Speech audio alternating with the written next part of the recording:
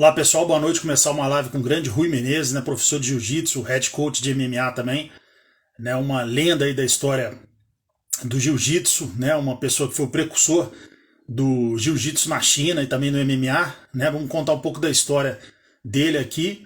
Eu irei chamá-lo para a gente já começar essa live.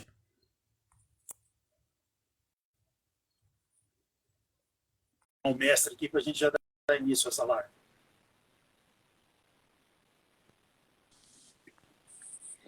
Olá, boa noite.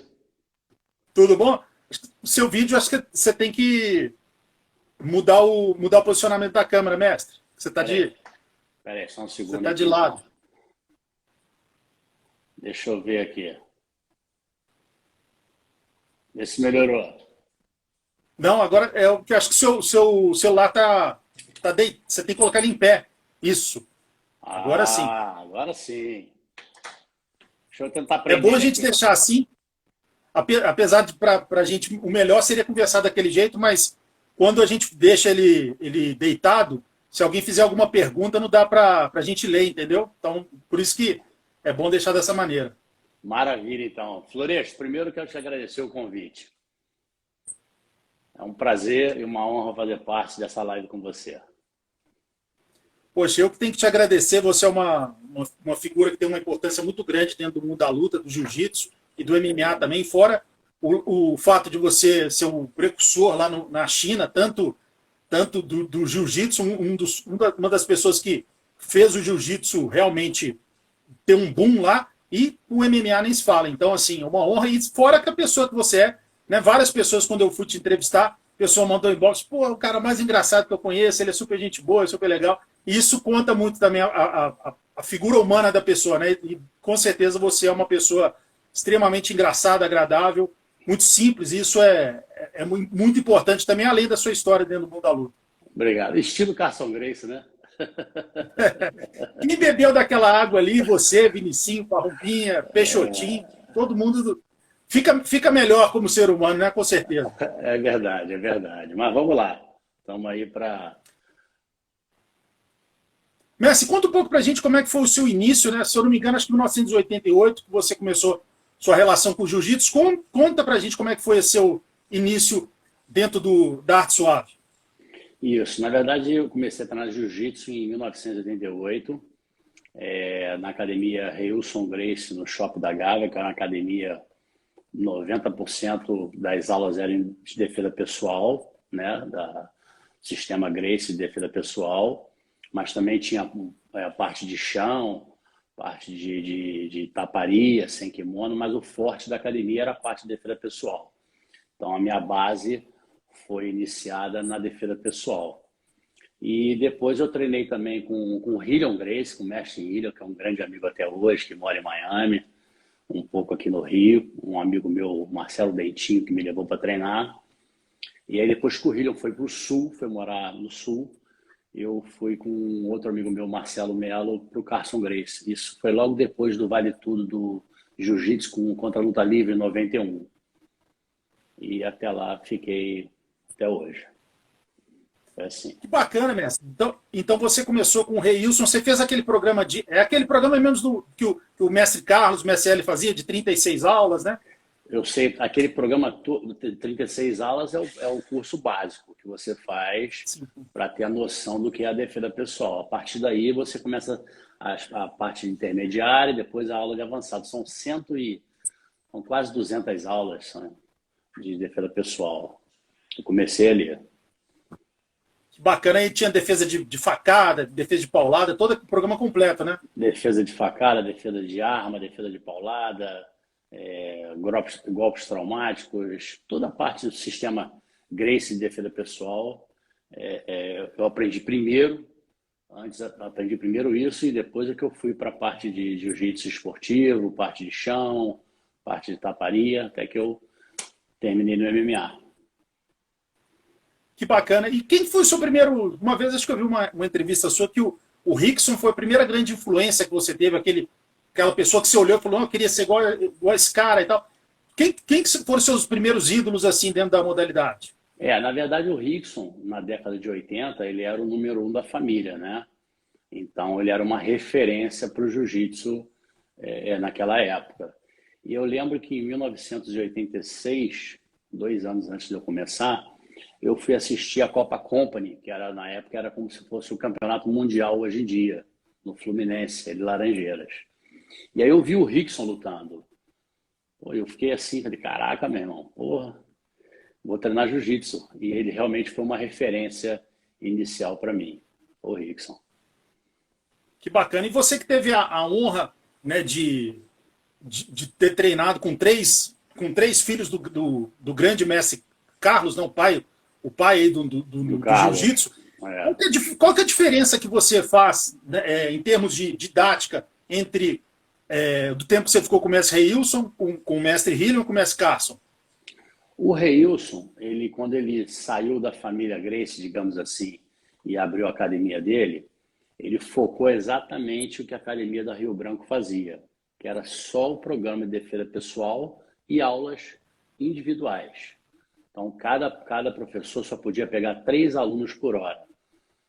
Então, toda a minha parte de professor, eu devo ao Reilson.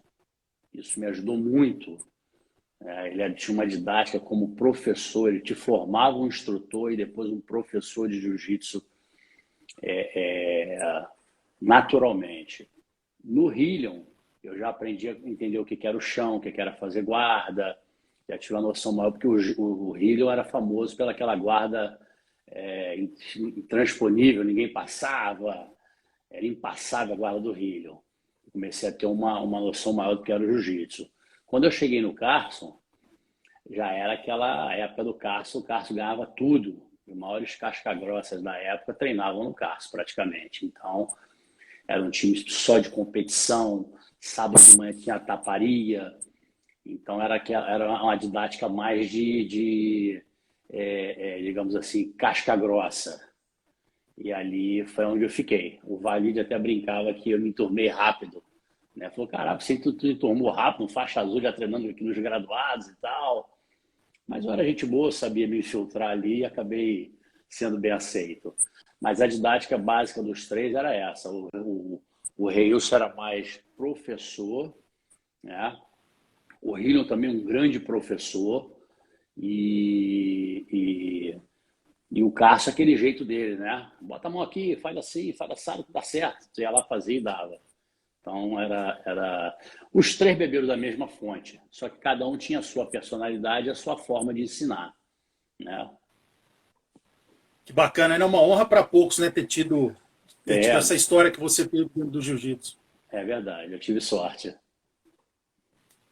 Mestre, agora, né, a gente já falou sobre a época sua com o mestre Reilson, inclusive o André Uhum. Schultz escreveu aqui, fui aluno do Rui no Reilson. Te mando um abraço aqui. É verdade. Outro grande Andrezão, mora lá em Bradenton, na Flórida, grande amigo. Então, você teve com o mestre Reilson, com o mestre Hillion, e, lógico, depois, né, a sua entrada na Carson Gracie. Como que foi a sua entrada? Foi de 90 para 91, né? Conta um pouco para a gente sobre isso. Ou já foi em 91 mesmo? Já foi em 91, logo assim que eu fui assistir o Vale Tudo Jiu-Jitsu contra a Luta Livre no Grajaú, e ali eu já estava com um amigo meu, Marcelo Melo, e a gente falou, pô, vamos lá no Carson. A gente chegou no Carson no horário das 7 da noite, num dia de semana, quer dizer, parecia um caldeirão. Quando a gente olhou assim, a gente falou, cara, é aqui que a gente tem que ficar. Aí a gente já entrou ali, o Carson já estava na secretaria, bem receptivo, extremamente educado, aquele jeito dele, né? Brincalhão, simples. Pô, vocês estão mesmo? Vocês vão treinar aqui é complicado, só tem casca grossa. Trouxe kimono? A gente, pô, trouxemos, então troca o kimono lá, vou dar um treino. A gente já vai pro vestiário tremendo, né? Fala, porra, meu irmão, o bicho vai pegar. E aí a gente teve a recepção boa, todo mundo, apesar de só ter casca grossa ali, o treino fortíssimo, todo mundo extremamente educado, todo mundo se ajudando. Essa foi uma das coisas que eu achei bem interessante quando eu cheguei no Carson. Todo mundo se ajudando. De faixa azul a faixa preta, não tinha...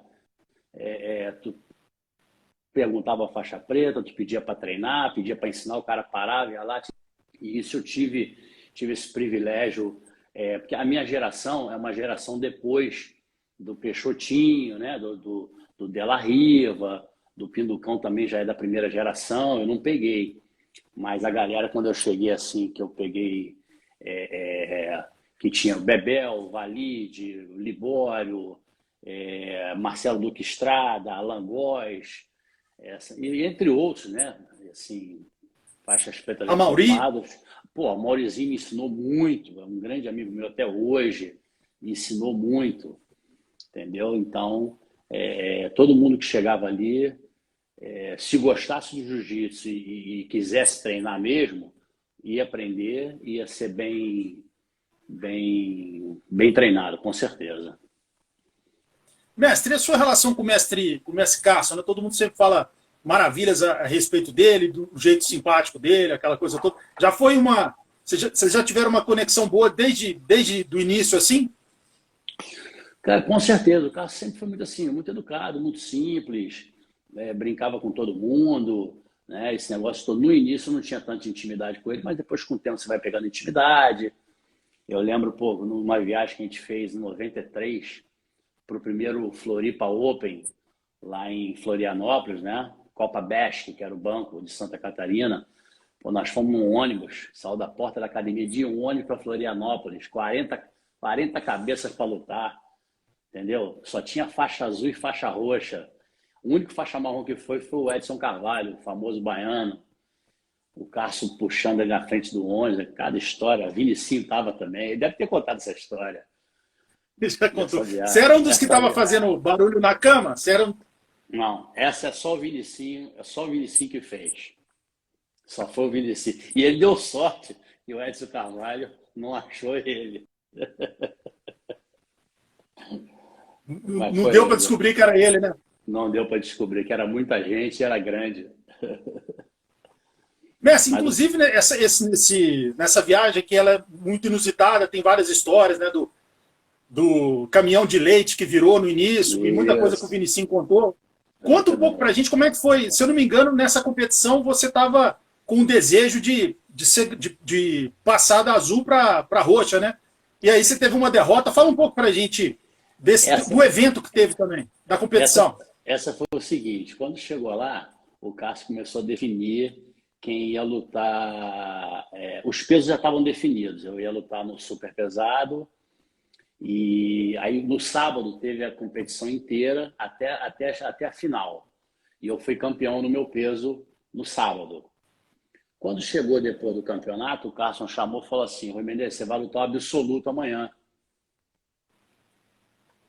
E aí o Hillion, que já tinha sido meu professor no Rio, eu lembro que ele estava conversando assim, e o Carson, o Hillion passou e falou: pô, Carson, ele já é faixa roxa, acabou de ser campeão, pô, casca grossa, tá maluco? Aí o Carson, não, calma, quem resolve sou eu, quem é do Carson, né?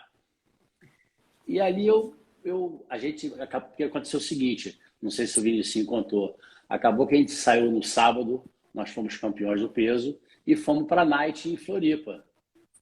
E todo mundo virou à noite, ninguém foi dormir.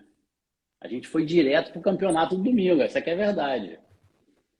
E aí, quando chegamos no campeonato, às 7h40 da manhã, 8 horas da manhã, meia hora depois eles anunciaram, ó, categoria absoluta, primeira luta, Rui Menezes da Carson Gracie e não sei quem da Hillion Gracie.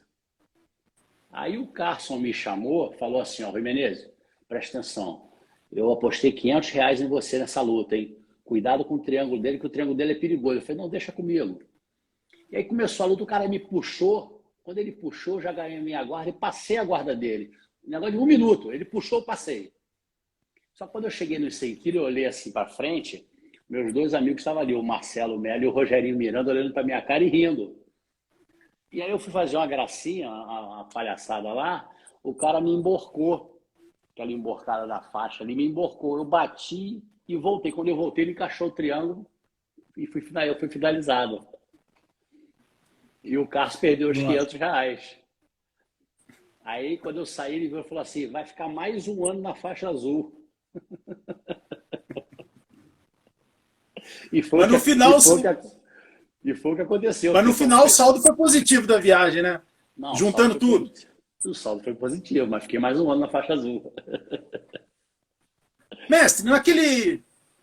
Depois eu vou fazer essa pergunta, mas se eu não me engano, até pela época que você está falando, né? Você ali foi contemporâneo do Parrumpinha, do Vinicinho. Era para você ter, quando eles foram graduados em 97, teve uma época que você saiu, se você não tivesse saído, era para você ter sido graduado pelo Cássio em 97, né? Rapaz, em 97, eu morava em BH, desci de BH para lutar o campeonato mundial da CBJJ, de faixa marrom. Aí de marrom lutou eu, no pesadíssimo, junto com o Sucata, o Mário Sucata, que mora lá em Londres. Lutou Parrupinha, lutou Flecha, lutou Rinaldo, lutou Vinicinho, a galera que era faixa marrom. Aí eu fiquei em terceiro colocado, perdi na semifinal para o Rafael Carino, da Nova União. E o Carino foi campeão. Só que depois do campeonato mundial, uma semana depois, eu parei de treinar jiu-jitsu. Eu parei de treinar. E aí, isso, se eu não me engano, o campeonato mundial foi em junho ou julho, se eu não me engano. Eu parei de treinar final de julho. E em dezembro, todos foram graduados. Só que eu tinha parado de treinar, entendeu? E aí, eu acredito que eu teria sido graduado em faixa preta junto com o Vinicinho, com o Parrupinha, com Flecha, que era a geração. O Parrupinha, se eu não me engano, estava até mais adiantado. O Parrupinha, eu lembro quando eu cheguei no cárcere, ele já era faixa roxa, se eu não me engano. O Parrupinha, o Flecha e o Rinaldo. Mas aí, na 97, era todo mundo marrom. Aí eu só voltei a treinar em 2000. Fiquei praticamente 3 anos ali sem treinar. Depois a gente vai chegar nessa história, né? Quando eu fizer a pergunta sobre o Belo Horizonte, que eu queria fiquei com essa dúvida, eu queria contextualizar sobre essa faixa preta. Eu acho que eu iria ganhar também, não sei, né? Acredito eu que sim, mas tudo bem. Com certeza. Mestre, a gente falou dessa história famosa do Carson, né? Que muita gente que viveu essa viagem conta, né? E além dessa história, como uma história pessoal que você teve com ele, pode ser uma história ou engraçada ou nem tanto, uma história marcante para você que demonstra a sua relação com o saudoso grande mestre Carson Gracie. Não precisa de ser uma história engraçada, não. Pode ser uma história de lição, alguma coisa assim. Cara, na verdade, o Carson, assim, eu não convivi muito, assim, pessoalmente com o Carson, de ir na casa do Carson, viajar com o Carson. Eu lembro que a única viagem que eu fiz com o Carson foi essa para o Sul. Mas eu via o dia a dia da academia como ele era, né? E assim, uma das coisas que ele sempre falava, isso ele falou para mim uma vez, até foi quando eu ganhei minha faixa roxa até. Eu dei um treino numa aula do Marcelo Alonso, do Carson Gracie Jr., eu era faixa azul, e aí um faixa preta chegou para treinar e me chamou para treinar. Eu já tinha treinado um pouco, ele falou, vamos dar um treino. Eu falei, pô, tô cansado. Não, vamos dar um treino. E eu fui dar um treino e treinei muito bem com esse faixa preta. Treinei muito bem mesmo. E só não vou citar o nome porque não vem ao caso, mas o Marcelo Alonso estava, o Carson Gracie Jr. estava. E eu treinei bem, e quando acabou, o faixa preta falou, pô, que treinão, treinou bem pra caramba. Aí quando eu desci, eu estava lá embaixo conversando com o Carson, batendo papo. E ele, como é que estão os treinos e tal, não sei o quê. Eu falei, tá bom, tá treinando bem, não sei o quê. Aí desceu esse faixa preta, desceu o Carson Gracie Jr., desceu o Marcelo Alonso na época, falou, tem que dar faixa roxa pro Rui Menezes. O próprio faixa falou, tem que dar. Treinou comigo bem pra caramba, tem que dar roxa. Aí naquela mesma hora eu ganhei a faixa roxa ali. E aí o Carson virou e falou assim, nunca mais esqueço essa frase. O medo de perder tira a vontade de ganhar. Ele sempre falava isso. Perder faz parte. Perder e ganhar faz parte. Agora, quando você tem medo de perder, deixa tomar conta de... Todo mundo tem medo. Mas você tem que ter mais vontade do que medo. Isso eu lembro bastante do Carson, entendeu? É uma frase que eu levo comigo.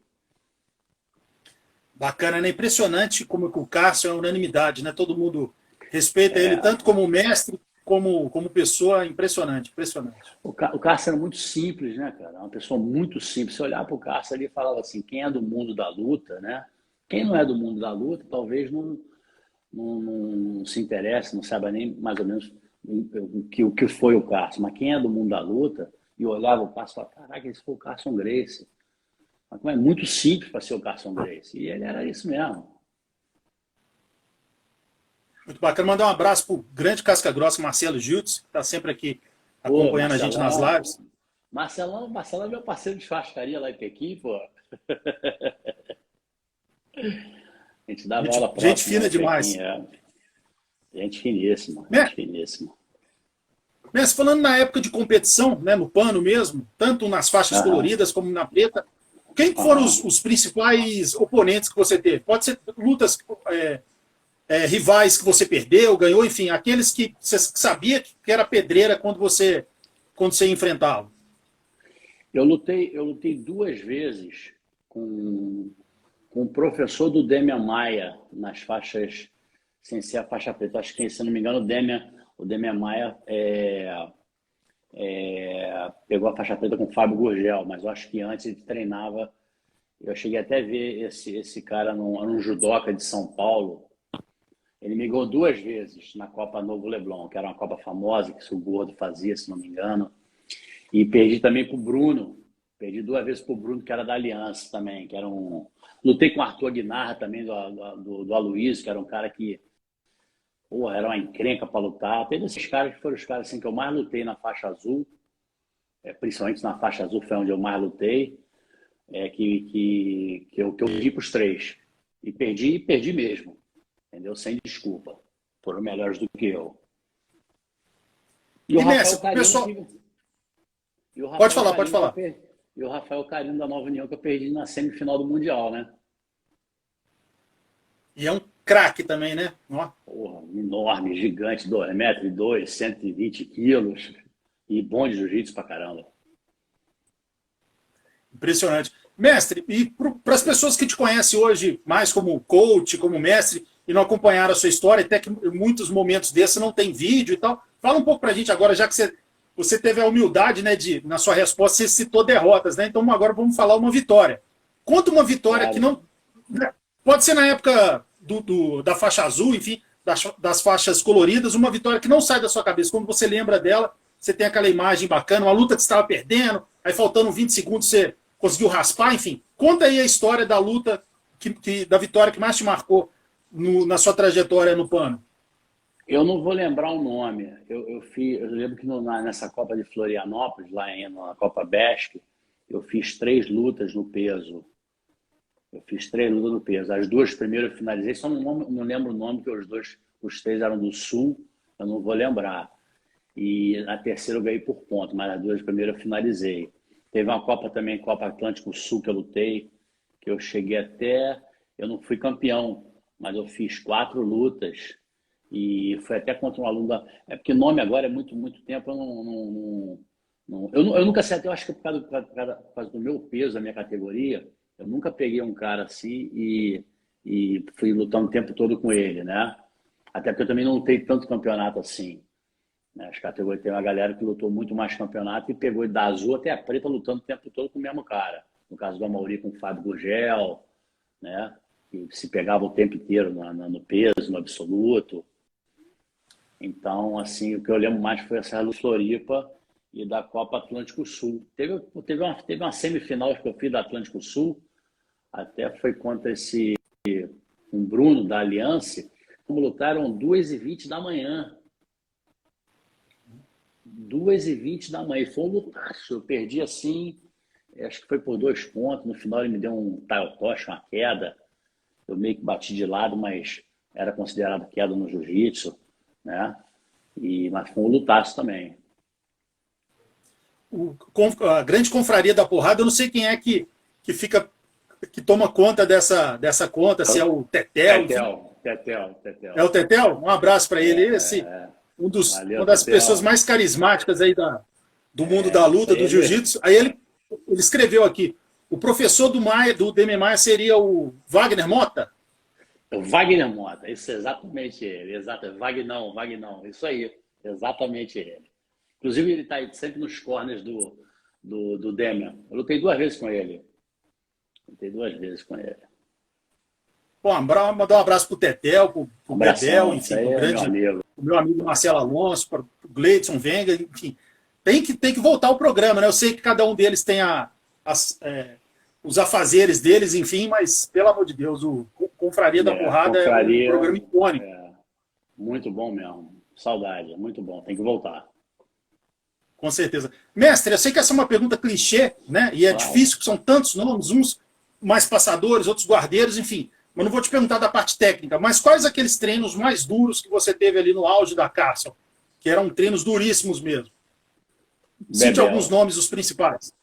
Bebel, Valide, Alan Góes, Amaury Bittet, que eu treinei. Libório, era um absurdo. Zé Mário, quem mais? O Valente, Marcelo Valente, grande amigo também. Esse assim que eu treinei, vem na minha cabeça rapidamente assim. O Rosadão também, pô, me chamava muito para treinar quando eu era faixa azul. O mestre Rosado me chamava muito para treinar. Aprendi bastante com ele também. Esses acho que foram assim, os que eu mais treinei, que eu lembro vagamente, assim, rapidamente, foram os que eu mais treinei. Pô, só pelos nomes citados não precisa te falar nada, né? Pô, tem o Flecha também, tem o Rei que mora na Califórnia. Fui lembrando aqui agora, vai lembrando tem uma fileira enorme aí. Mestre, conta um pouco para a gente agora da sua vinda, né, aqui para Belo Horizonte, como é que aconteceu isso e depois também a sua saída, enfim, que foi a época que você acho que começou a trabalhar com veículos, enfim, conta um pouco para a gente da sua vinda para Belo Horizonte, você que estava numa ascensão grande e depois, de repente, né, você voltou para o Rio de Janeiro e mudou seus planos. Conta um pouco para a gente sobre essa história. Só voltando aqui, esses que eu citei, Flores, foram os mais graduados. Os outros azuis que eu treinava muito também, que eram meus sparring, treinava muito todo dia, era Marcelo Mello, Rogério Miranda, Miguel Kelly, Marcel, tinha uma galera grande ali. Mas voltando à tua pergunta. Então, na verdade, como é que eu fui parar em BH? Em 1994, eu já era faixa roxa, e o Carson me chamou, andava muito junto, eu, o Marcelo Mello e o Vitor Belfort, na época era o Vitinho, né? A gente andava muito junto. E eu e o Marcelo, a gente era roxo, o Vitinho ele era azul juvenil, se eu não me engano, tinha 16, 17 anos. E aí um dia o Vitor me chamou e falou assim, pô, a família do meu pai é toda de BH e tal, os caras querem ir lá conhecer o jiu-jitsu dos Gracie, lá não tem ainda, vamos dar um pulo lá para dar um seminário? Vamos comigo? Eu falei, vamos. Aí a gente pegou o Cometa aqui, o ônibus Cometa, e partimos para BH. Quando chegou em BH, a gente foi dar um seminário, eu lembro, na casa do Alexandre Porquinho, que hoje é um grande faixa preta do Draculino. Mas na época, depois ele se tornou o meu melhor aluno, né, na faixa azul principalmente. Isso até dito pelo próprio Draculino, que o Porquinho ganhava dos alunos dele. E aí a gente deu um seminário e deu assim umas 40 pessoas no seminário. Aí eu olhei pro Vitor e falei, pô, cara, isso aqui é bom, hein, cara. E a gente começou a visitar algumas academias e treinar com a galera de lá, os caras graduados. E a gente começou a ver que o jiu-jitsu era bem assim, bem diferente, bem mais fraco que no Rio, né? E aí o Cássio me chamou e falou, Rui, pô, você não vai lutar MMA e tal, então essa academia que eu estou montando em Beverly Hills não dá para você ir no momento. Eu vou levar o Vitor e o Marcelo que querem lutar MMA. Mas eu até te arrumei uma academia na Califórnia, em Santa Cruz, mas eu não quis ir. E eu acabei indo para BH, e acabei ficando em BH. Os próprios alunos começaram a me ajudar, começaram a arrumar um lugar para eu alugar, apartamento. Comecei a ter a ajuda dos alunos para poder ficar em BH.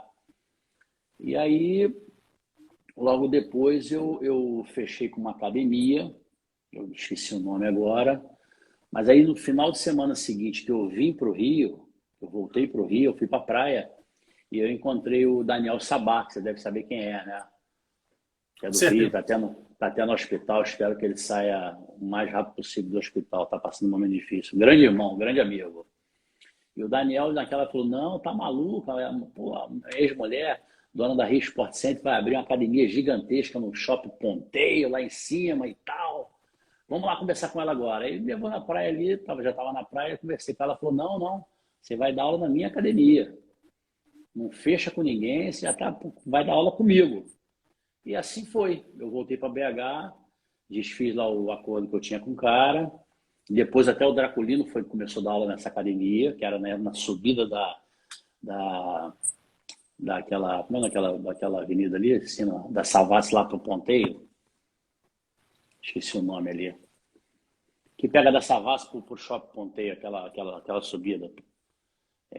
Nossa Senhora do Carmo? Eu acho que é na Sol do Carmo, né? Acho que é. E aí eu fui dar aula no Ponteio na Sport Center, entendeu? Assim começou a minha trajetória em BH. Pô, eu lembro que, eu vou te falar, eu em 3 meses, 120 alunos. Tinha muito aluno. Tinha muito aluno. E aí logo depois, eu convidei um amigo meu, Miguel Kenner, para dar aula também, uma outra academia ele foi. Aí já tinha o Tuninho lá da Gracie Barra, depois chegou o Draculina, chegou o Caveirinha, aí começou a vir uma galera, né? E aí, em 95, Exatamente. né? Só te cortando, Messi, aí, Claro, depois você prossegue, desculpa a indelicadeza, que nada que a isso. avenida é Nossa Senhora do Carmo mesmo, igual eu falei. E o Dionísio Bichara, ele escreveu aqui que Beleza. o primeiro seminário que você deu com o Vitor foi, acho que na casa dele, né? E acho que foi no Dionísio que eu morava em São Bento, se eu não me engano, não é isso? São Bento. O Dionísio foi um dos meus primeiros alunos, casca grossíssima também, muito técnico. Exatamente, isso aí, bem lembrado. Acho que depois é que a gente deu Não, uma carreira. ele que escreveu aqui, tá te mandando um abraço aqui. Ele é bem mais novo que eu, a cabeça é melhor, a memória é melhor. Aí, Abração, desculpa, Messi, você Dionísio. estava falando 120 alunos, né? Aí eu te interrompi só para poder fazer essa colocação aqui do Dionísio. Não, e foi isso aí. A Sport Center também tinha uma estrutura muito grande. Eu tinha aula às 7 da manhã, 9 da manhã, meio-dia, 3 da tarde, 5h30 da tarde, 7 da noite. Tinha várias aulas durante o dia. E a turma cresceu, aí começaram os campeonatos, a gente começou.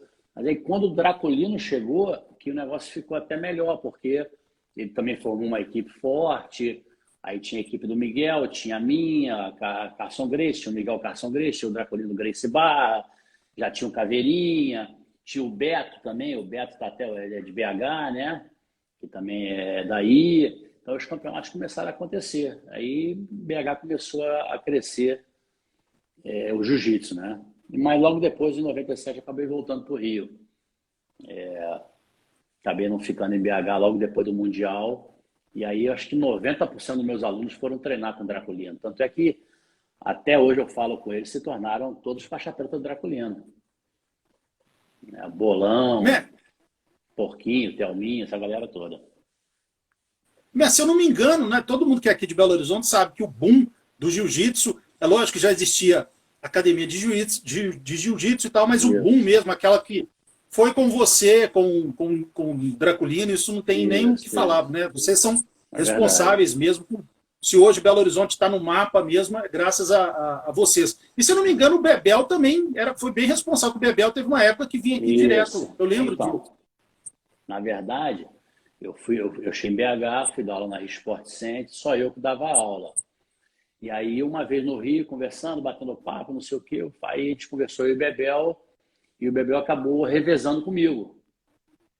E aí eu ficava uma semana, o Bebel uma semana. Eu uma semana, o Bebel uma semana. E depois o Bebel convidou o Tetel. E o Tetel começou a revezar comigo também, entendeu? Na verdade, eu, o Tetel e o Bebel ficamos em BH. Mas eu acho que eu já tinha acho que uns meses de BH, alguma coisa assim. Mas é bem lembrado, isso mesmo. E, mestre, e com a academia bombando, tudo acontecendo, qual o fator decisivo que fez com que seus planos mudassem? Cara, acho que muita gente de BH não sabe disso, principalmente meus alunos. O que aconteceu? Na época eu tive um problema, não tive nenhum problema. A Cláudia da Sport Center me chamou, falou que ia fazer uma viagem e que quando voltasse a gente conversaria e tal, e acabou, não teve essa conversa, eu acabei saindo da Sport Center. Aí fui dar aula na academia da Wanda Bambirra. Sabe quem é, né? Que era bailarina, mulher do Nelinho, que jogou na seleção. E quem administrava ali era o irmão dela, era o Márcio. E aí uma vez eu estava querendo já morar em BH definitivamente, tipo assim, não vir mais ao Rio, só vir a passeio. E eu tive uma dificuldade muito grande de alugar um apartamento em BH. Na época eles pediam 2 fiadores com imóvel na cidade de Belo Horizonte. Eu falei, pô, mas eu tenho imóvel no Rio, não pode não, não pode. E aí eu não quis pedir nada a nenhum aluno meu para ser fiador e chamei a academia e pedi à academia que alugasse para mim. e que me descontasse diretamente no percentual que eu tinha dos alunos, né? Mas eles não quiseram fazer e aí eu não tive outra alternativa a não ser vir embora de BH. Muita gente não sabe disso. Mas essa que foi a verdade. Foi a verdadeira história. E aí você trabalhou num tempo com veículos, não foi? Conta um pouco pra gente Trabalhei, dessa época também. trabalhei com carro. Inclusive, quando eu saí de BH, eu vim trabalhar com carro, entendeu? Vim trabalhar com carro aqui numa concessionária importada, de carro importado. E aí fiquei um tempo, mas eu vi que não era a minha praia, não era o que eu gostava, entendeu? Fiquei até infeliz fazendo o que eu queria, que eu não gostava. Então, logo depois acabei largando e voltei a dar aula, entendeu? Aí dei aula um tempo também na Fight Center, que era do Rinaldo, ali na Barra, né? O Bebel também deu aula ali na época, até conhecer a E, China. Messi, e como é que. Eu sei que a sua história tem muito do seu amigo Bebel, né? O grande Bebel. Sempre várias histórias ele está com você. Você trouxe ele, né? Pelo que você falou inicialmente, para poder dividir com você aqui os ensinamentos de Belo Horizonte, mas depois foi ele que abriu portas para você na China, né? Conta um pouco dessa história. Isso. Na verdade, o Bebel já ia, o Bebel foi algumas vezes para a China, em 2003, se não me engano, 2004, não lembro direito. E aí uma vez ele me levou e a gente conheceu lá um cara chamado Andy P. É um americano, criado nos Estados Unidos, mas de família chinesa. E esse Andy, ele treinou jiu-jitsu com o Royce até a faixa azul. E quando ele voltou para Pequim, Pequim não tinha jiu-jitsu, ninguém sabia o que era jiu-jitsu, só que ele era faixa azul. Então ele ia dar aula, mas ia chegar um ponto que ele não ia mais ter conhecimento para continuar dando aula. E aí, quando ele conheceu a gente, e eu que continuei indo para a China, eu ia para a China fazer alguns negócios, trazer para o Brasil, importação e tal, eu acabei fazendo mais amizade com ele, ficando mais próximo dele. Então, toda vez que eu ia, ele me pegava no aeroporto, ele estava sempre junto. E aí ele já tinha montado um espaço lá em Pequim e começou a dar aula de jiu-jitsu para alguns amigos, ninguém sabia nada. E eu já era faixa preta, então eu comecei a dar aula para ele também. O Tetel também deu aula para ele, mas deu aula, se não me engano, em Abu Dhabi. Já conheci ele de Abu Dhabi. E aí eu comecei a ficar mais próximo dele e comecei a ver que na China era um mercado que realmente podia crescer muito. Até porque naquela época a China estava começando a abrir para o mundo, né? As pessoas estavam conseguindo entrar na China, visitar algumas feiras, começar a fazer negócio. E ele mesmo me falava isso, falava, pô, você ficar aqui vai ser uma boa, você é faixa preta. E aquilo começou a ficar na minha cabeça, até que efetivamente em 2008, um amigo dele, não foi nem ele, me convidou para dar aula. Só que anteriormente a isso, se não me engano foi 2005, ele me levou para dar um seminário numa cidade chamada Xi'an, numa universidade de esporte, Xi'an Sport University. E eu fui dar aula para uma equipe de sanda, que saíram os melhores lutadores de sanda da China. E aí eu fiquei assim de boca aberta com o tamanho da universidade, com a quantidade de atletas de sanda que tinha. E ninguém sabia jiu-jitsu. Quando eu mostrei um armlock, uma montada, mostrei uma chave americana, mostrei uma raspagem simples, os caras não acreditavam. E são os golpes mais simples do jiu-jitsu. Então, matalhão. E eles ficaram doidos. Aí não quiseram mais que eu saísse da China. Falou, não, você tem que dar aula aqui. Inclusive, até o chefão lá queria que eu ficasse morando na Universidade de Xi'an para dar aula para a equipe de sanda. Mas eu falei que não queria e tal.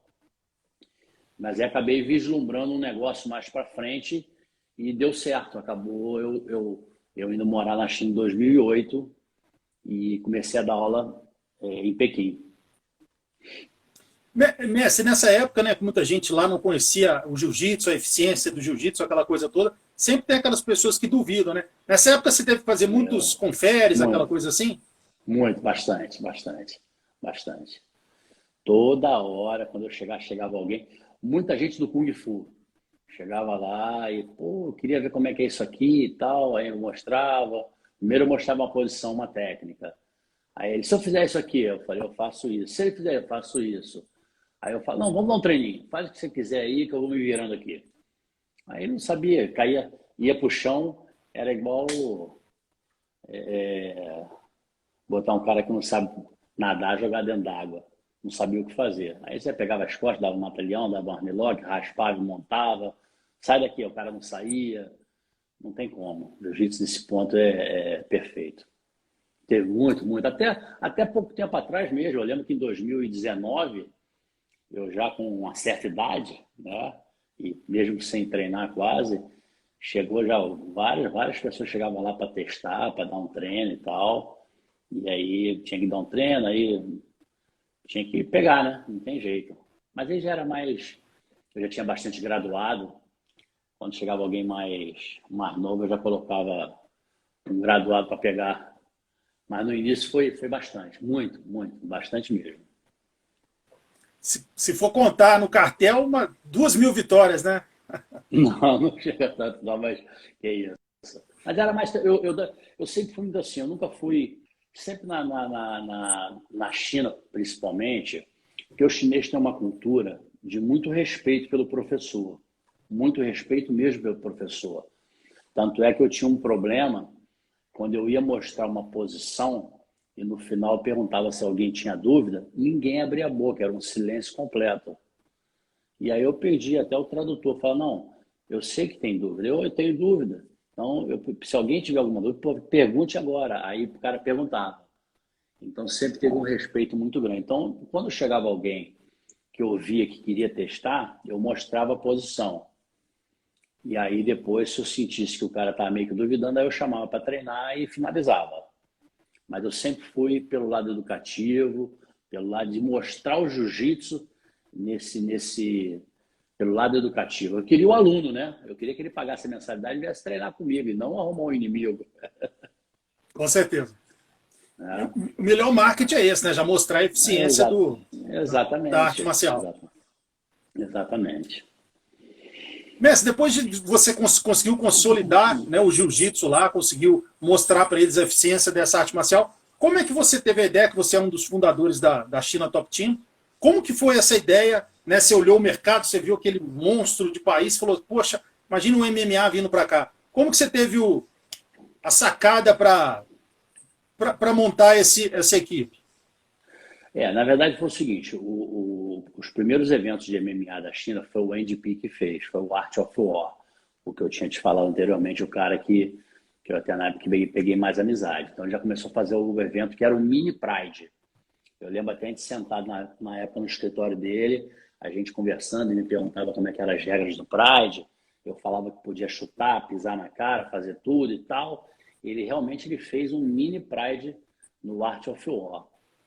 Quando eu voltei, e isso foi entre 2004 e 2007. Eu ia muito para a China, então toda vez eu encontrava com ele, a gente conversava muito, ele fazia os eventos de Art of War, eu ia lá com ele no evento, assistia, quando eu via alguma coisa errada assim, a gente conversava de novo, enfim.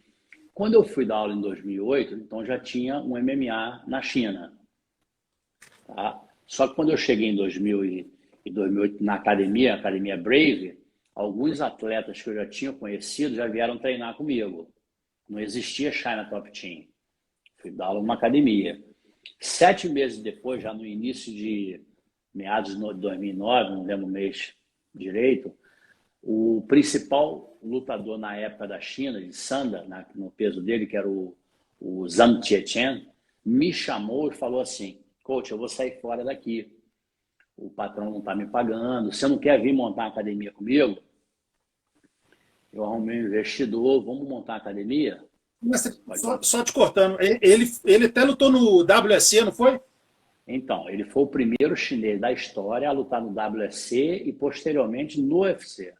Foi o primeiro. Exatamente. E hoje foi meu primeiro Ele era faixa muito preta bom. também na China. Muito bom de guilhotina. Dava de guilhotina em todo mundo. E aí, a gente sentou para conversar e a gente, vamos montar uma equipe. Aí ele, qual o nome? Aí eu falei, eu já tinha treinado na BTT, eu era do Carson. Na época, o Conan, meu amigo até hoje, né? O Libório, na época, estava na TT também, era muito meu amigo. Eu falei, vou botar CTT. Aí botei China Top Team. Aí eles gostaram e montamos a equipe. Só que quando a gente montou, Era uma equipe que tinha 4 atletas, entendeu? Tinha 20 alunos de jiu-jitsu, 15 alunos de jiu-jitsu, tatame de Eva, barato, atrás de uma lixeira. Foi ali começando devagarzinho, entendeu? E depois se tornou disparada a melhor equipe de MMA da China.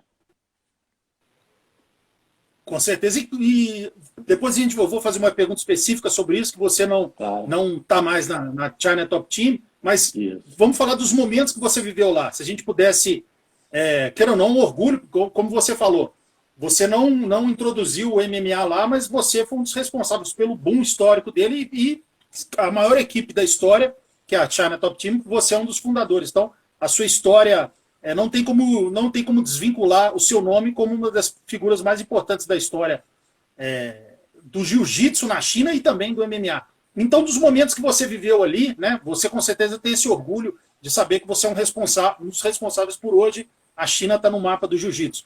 Qual aqueles momentos que te deixaram mais orgulhosos, né? Uma determinada vitória que você presenciou ali, você fez um camp diferenciado e que um lutador no final falou, mestre, eu só ganhei por causa do jeito que você conduziu o treinamento, enfim. Quais são os momentos mais marcantes para você dentro da China Top Team? Rapaz, eu vou te falar que todas as lutas, e foram, se eu não me engano, eu parei de anotar, eu já tinha mais de 250 lutas de MMA na China, contando eventos grandes, eventos internacionais e eventos na China, que não são poucos, são muitos eventos dentro da China. E como a gente tinha uma equipe muito grande, então tinha muita gente lutando dentro da China. Mas eu acho que o evento assim, o momento assim mais foram dois momentos bem marcantes para mim. O primeiro foi quando o Tietchan estreou no WSC, que foi até no mesmo dia que o José Aldo lutou, se eu não me engano, não sei se foi com o Gamburian, alguém assim, não lembro agora. Foi em Phoenix, no Arizona. Esse foi um momento bem legal, quando ele finalizou na guilhotina o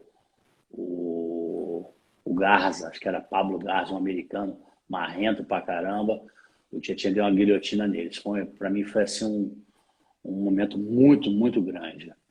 Porque a gente voltou para a China e foi uma multidão no aeroporto esperando a gente. Foi bem legal. O segundo momento foi quando o Lin Lan também ganhou. Eu acho que foi, se não me engano, foi o UFC Shanghai. E teve muitos, muitos momentos bacanas, mas eu acho que esse, por ser eventos bem grandes, né? Assim, teve o evento também da Shonan, que ela lutou, que ela estreou no UFC em Shanghai também, que ela ganhou.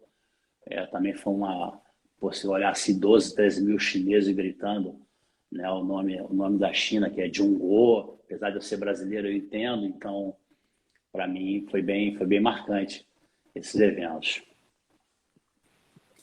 Mestre, e tem países, por exemplo, a China, que ou não, o mercado abriu durante os últimos tempos, enfim, né? Vide a situação econômica que eles têm, que hoje em dia é uma das melhores aí do mundo, mas, queira ou não, em alguns aspectos é um país fechado ainda. Tem países, por exemplo, É. que os ídolos são só locais. Lá, você que viveu muito tempo lá os principais ídolos são são os lutadores chineses mesmo, ou eles são aqueles caras que são fãs do John Jones, do Fedor? Como é que é a cultura nesse sentido? Então, na verdade, hoje em dia, os chineses têm acesso, eles assistem o UFC ao vivo, né?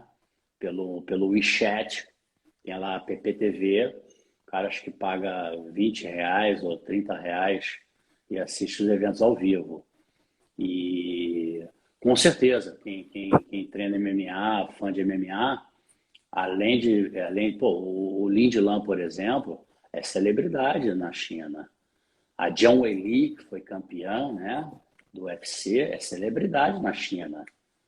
Eles andam na China como se fosse o Anderson Silva andar aqui, como se fosse um John Jones andar na América, entendeu? Mas, obviamente, por a China ter aberto para o mundo inteiro, eles também são fãs de outros lutadores, com certeza. Eu lembro que o Son Yadong, que hoje é do UFC, vem ganhando bastante coisa aí, eu até perguntei a ele como é que ele foi parar em Sacramento. Ele falou que ele assistiu o Ryan Faber lutar e falou, pô, quero ser que nem esse cara.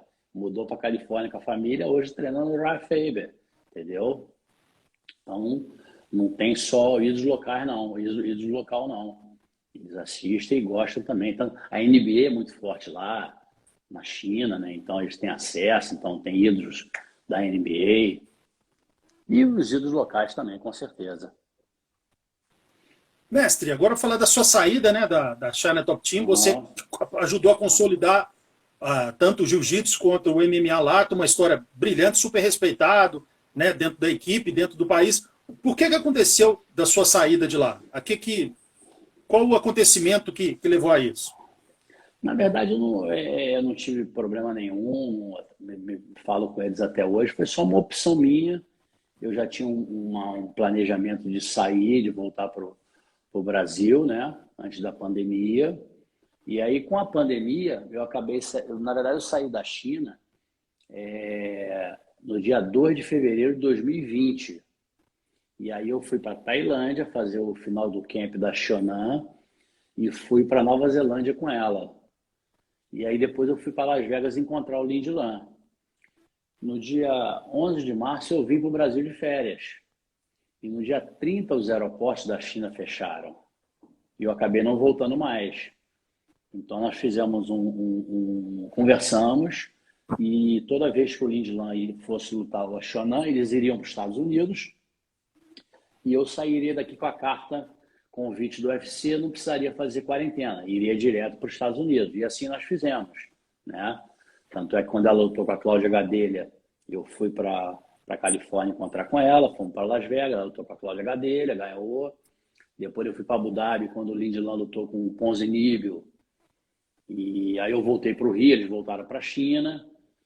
Só que eu acho que ficou muito cansativo, principalmente para o Lindy Lan, por exemplo, fazer uma parte do camp na China sem eu, sem o treinador de boxe, sem os sparring dele, porque tudo continuava fechado. Aí ele vai para os Estados Unidos, luta, aí depois tem que voltar para a China, tem que fazer quarentena numa outra cidade, 2 semanas no hotel, depois mais uma semana na casa dele. Começou a ficar cansado.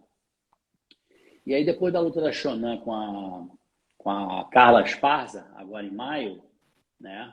Eu já estava com uma ideia que eu não sabia quando eu ia voltar mais para a China. E aí eu tinha um projeto de abrir uma academia nos Estados Unidos, entendeu? E aí eu fiquei com esse projeto, mas acabei voltando para o Brasil e ficando aqui no Brasil, entendeu?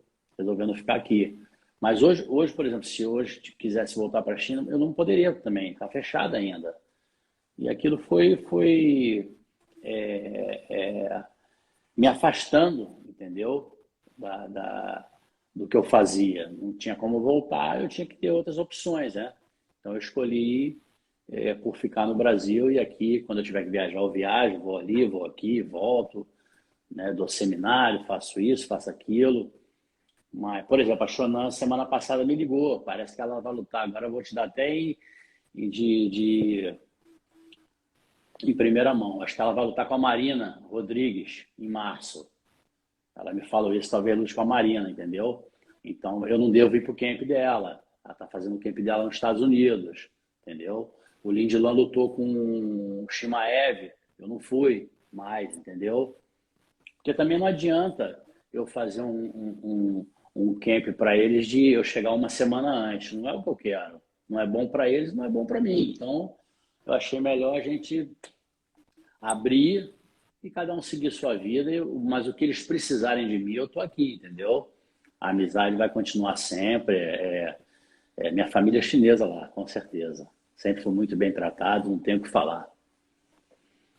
Com certeza, Messi. Depois de você falando dessa ideia de abrir a academia nos Estados Unidos, mas você acabou voltando. Nesse momento você está no Brasil, mas fala pra gente. Você mesmo falou que está aberto a seminários, enfim, mas nesse momento você abriu alguma academia, está pensando nisso? Você tem Não, não, aulas não. diárias, enfim, fala sobre isso. Não, não abri nada. Por enquanto não tenho nada em relação a isso, entendeu? Eu estou vendo algumas coisas, mas profissionalmente ainda não me movimentei, digamos assim, entendeu? Mas pode ser que apareça alguma coisa para mim aqui no Brasil, espero que sim, mas a minha intenção é ficar aqui, até porque hoje eu tô namorando, tô casado, próximo do meu filho também, próximo dos amigos, minha família, então estou querendo ficar por aqui mesmo. Tem coisas que são mais importantes, qualidade de vida, Com né? certeza, com certeza. Não tem preço. Estar feliz com a gente mesmo, né? Essa é a melhor coisa que tem. Eu acho que você está em paz, está feliz com você mesmo, é mais importante. Eu acho também eu acho que o meu ciclo na China já terminou. Eu fiquei muitos anos na China. Eu sei tudo que eu fiz na China, para o jiu-jitsu, para o MMA, entendeu? Eu conheço todo mundo, conheci bem a China, a cultura chinesa, formei um time grande lá, formei 6 faixas pretas, fiz um bom trabalho. Então, acho que tudo é um ciclo, né? Quando eu digo ciclo profissionalmente, eu acho que você tem que pensar nisso, é um ciclo. Chega uma hora que você já não passa dali. Eu queria muito ter feito um campeão do UFC, mas não consegui. Então, bola para frente, mas também não me sinto nem um pouco frustrado por causa disso. E a vida segue, né? Não tem jeito. Geralmente as pessoas de sucesso são pessoas assim, dentro desse momento, a gente está indo já caminhando para o encerramento, mas que deu para perceber, por exemplo, na sua história, nesse bate-papo que a gente teve. Você treinava com o Reilson, foi para o Hillion, do Hillion você identificou que talvez para você o melhor fosse para o Carson, depois em Belo Horizonte você é principalmente um dos principais responsáveis por Belo Horizonte estar no mapa, né, e ter a história que tem no jiu-jitsu. Depois você foi para a China, fez exatamente a mesma história lá, e agora na hora que você falou, não, quero outra história para minha vida, o bom é que você tem essa característica, né? Você é um desbravador Claro. e aquela pessoa corajosa que não tem medo de tomar atitude, né? Não, eu acho que a gente tem que ter medo, tem que se arrepender do que não faz, né? Não é isso? Você tem que tentar, tem que fazer. Se vai dar certo ou não, só lá na frente a gente vai saber, mas tem que ir para cima o tempo todo. Para trás nem vai pegar impulso. Com certeza, mestre. Poxa, aí falando sobre academia, até o rapaz aqui, o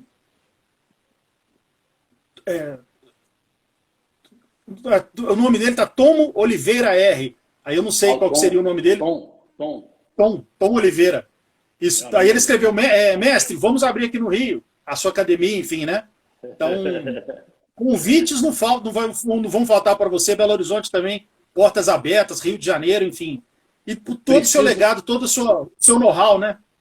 Preciso visitar BH. Pô, tenho grandes amigos aí, toda hora eu falo com ele, preciso visitar. Tá aí um lugar que mora no meu coração, é a cidade de BH. Fui muito feliz aí, fui muito bem tratado e só tenho coisas boas para falar de BH. Em breve eu vou aí, com certeza. O dia que você vier, a gente toma aquele café com pão de queijo. Tô brincando, né? Opa! Cerveja mesmo. Tomar uma cerveja mesmo vai ser bom. Com certeza, com certeza. Não, e você pode ter certeza, mestre, seu nome aqui em Belo Horizonte, quando a gente fala de jiu-jitsu, é lógico que a gente tem todo o respeito, até pela pessoa e pelo grande mestre, que é o grande Draculino, mas né, a semente foi colocada ali por você, por ele, tanto é o próprio Bebel, o Tetel, então são várias pessoas que ajudaram a Belo Horizonte tá no mapa, ter os campeões que tem hoje em dia. Eu acho que o mais importante é o que você faz. Não importa se você faz pouco, se faz muito, se faz médio, mas é o que você faz e faz de coração e faz bem feito. E deixa aquele legado, né? O Draculino é um cara que é meu amigo de coração, viajamos muito para Búzios juntos, quando a gente era mais jovem, estava sempre junto, viajando. Eu, ele, sogra, sonequinha, gordo, gordinho, todo mundo. Então, o trabalho que ele fez em BH foi impecável. A famosa faixa de Gaza. E merecedor. É uma grande pessoa, um grande cara.